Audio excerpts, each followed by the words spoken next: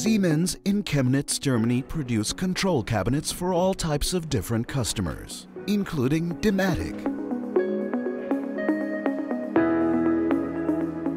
To improve the production supply of small parts, Siemens opted for an AutoStore system from Dematic.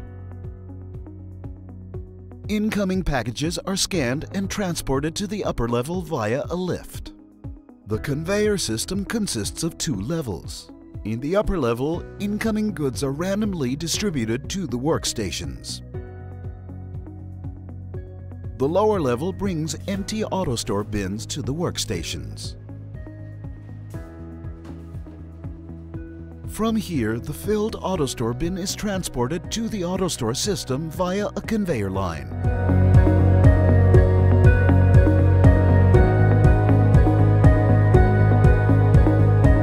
Each AutoStore bin is then weight checked.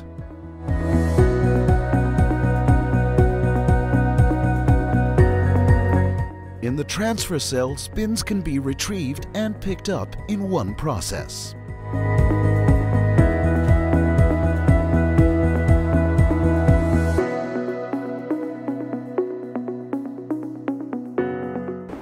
We're now here at the AutoStore system. The AutoStore itself is located within an area of 760 square meters and holds 45,000 bins. This is an optimally condensed warehouse that is contained within an aluminum frame. You can see the robots moving on top, digging out boxes independently and transporting them to the port where an employee can take them out.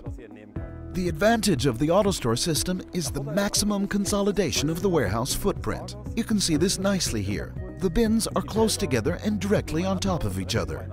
The system itself is organized in a decentralized way. If a robot breaks down, the system continues to run. Manufacturing puts a demand message into our software system. We translate this message into our Siemens software, which we've integrated to operate the AutoStore, ensuring bins are requested at the right time to the right port. This means that an employee loads an order as a work list. Then the items are to be distributed to the individual robots. The robots fetch the bins from the grid and present the items to the port one after the other. This process allows the employee to continue to carry out his picking work in the classic way.